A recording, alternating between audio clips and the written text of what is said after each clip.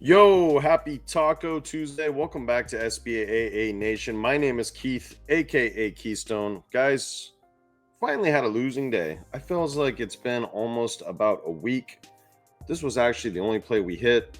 I kind of sensed it coming. Monday's kind of just a weird day in MLB, so I still like the plays I set, but decided to just go half units on everything yesterday. It ended up being a good decision. This is the only one we hit, so we ended up losing like 1.5 units, but we had such a massive week that it really didn't affect us too much. So you're going to mix in some losing days plus me, especially in a game of the failure. I mean, baseball is a game of failure.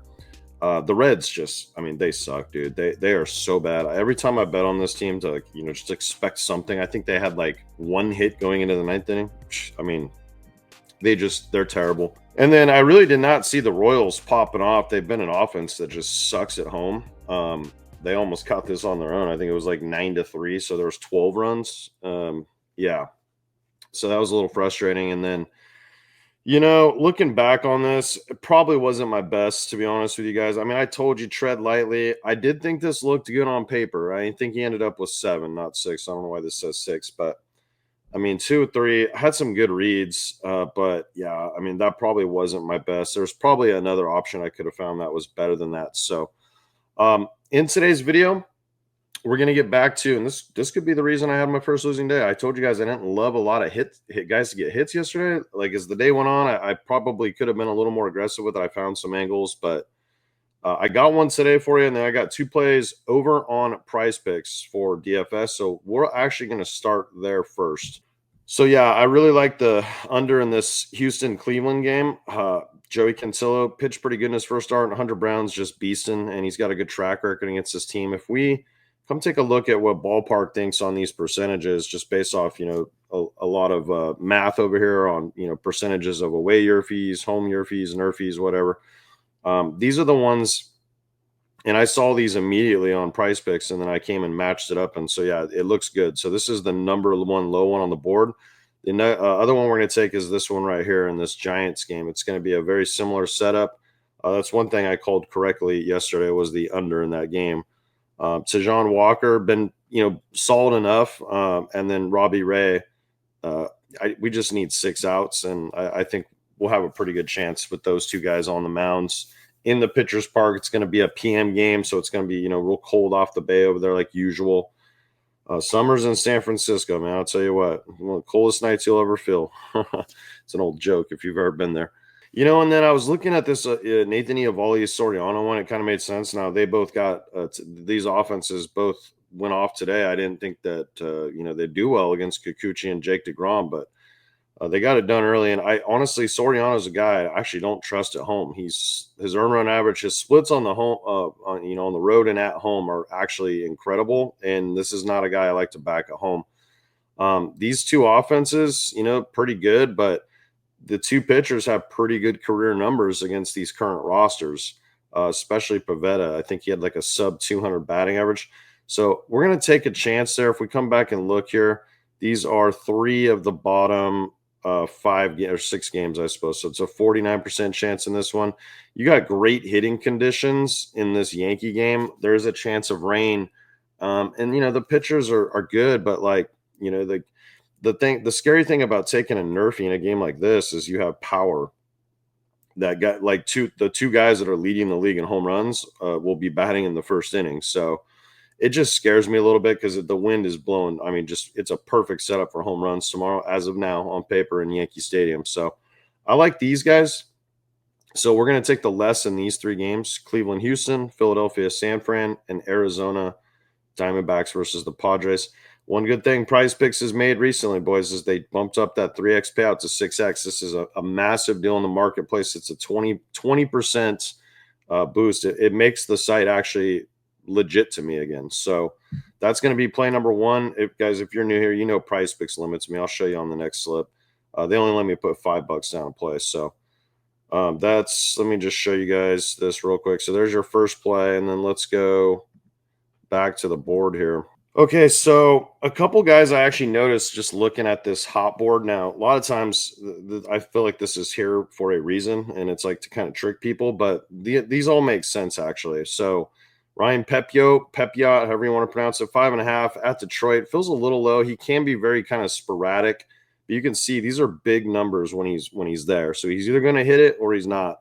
And if you look against Detroit, he actually is coming in with a pretty solid sample size here. 65 plate appearances, 27.7 strikeout rate. Low batting average too. It's what you like to see. So I think this is actually a good pick. I feel like this line might even be like a push line by the time morning comes, like set at 6. So I think that's a good one right off the bat. And then there's a couple guys I really like on this board, but this dude right here, we're going to talk about him in a sec. I have no problem doubling up a player like him. He's hot, so I think we can roll it. I think we can totally freaking roll this. And the other play I like in the same for a pitcher to actually go over his runs is Brandon Young right here. Hopefully the Mets can get it done. I mean, he's given this up against the Reds. They suck. Detroit, okay. And then Texas twice. Now they have been playing a lot better, but still, these are not the greatest offenses in the world. Okay. I mean, Detroit maybe, but they're even cooling down a little bit. And then Seager has got great splits lifetime against Soriano. 6.5 for a guy like Corey that has power. Feels a little low. So that I think that's going to be the play if you wanted to add on something and maybe make this this Brandon Young one. I do like that right there. But I love these three right here. I think this is a good smash spot. So I'll show you guys right here. Say you wanted to put a half a unit on this, $50. That's what I do on DFS. Half unit, full unit's $100. Maximum lineups are $5 right now, so they won't even literally take a $6 bet. Watch this. Isn't this insane? It's actually kind of crazy when you think about it, but whatever. Believe it or not, it's been a year and a half since this has happened. Literally, they've been limiting me since January, I think, of 20. Like not this January, but the January before. So whatever that is, about a year and a half. Yeah. So yeah, I like that a lot, guys. That's the second play for you. And then I got a hit parlay too. So, and speaking of Romy Gonzalez, that's going to be our first guy right now. This guy's just absolutely dealing 3-2-2 in his last 3 games. You like to see that, these multi-hit games. Now he's at home today. And you know how I like taking guys on the road, but it's the Rockies here, okay? Been, 9 runs in the first game. They get another lefty on the mound today. I believe it's Kyle Freeland. And yeah, he's been getting 5 plate appearances even when he's at home. So that's a good sign right there. So he's going to be batting second most likely in the lineup. He's had a hit in 9 straight games at home. That's one thing you do like to see. He has faced Kyle Freeland before. You can see 1 hit in 3 plate appearances. That's all we need, right? We just need 1 hit.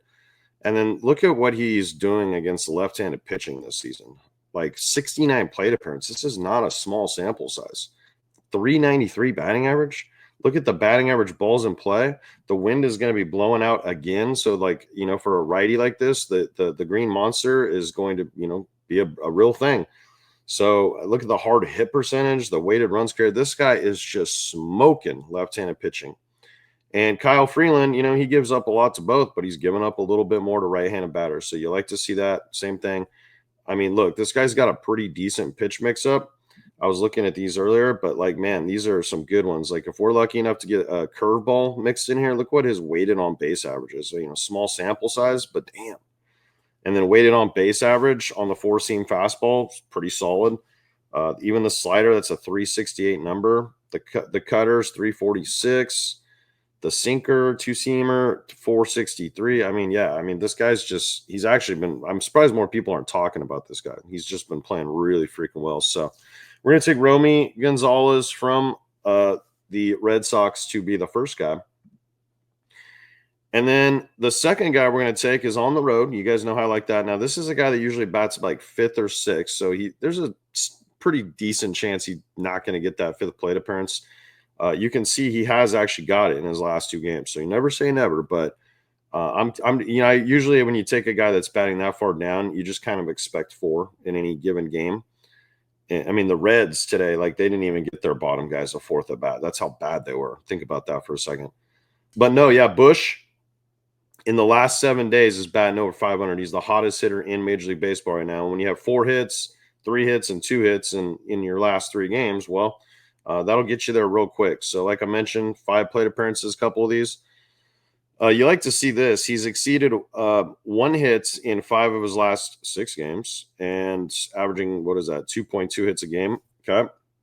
He's going to be getting SWR Simeon Woods Richardson for the Twins today. And this dude really struggles against lefties. He's given up like a 220 batting average to righties, but he's given up over 300 to left-handed batters. Bush is a lefty. So, and then against righties, Bush is hitting a little better. The guy's been having a great season. He's arguably been one of their best hitters. He's batting. I think he might have the highest batting average on the team right now, to be honest with you. So yeah, he does better slightly against righties, and these two have never faced each other. So there's that. It's a smaller pitch count here, but look, the most important thing is you're getting almost 50% four seam fastballs. We know Bush does really well against this pitch.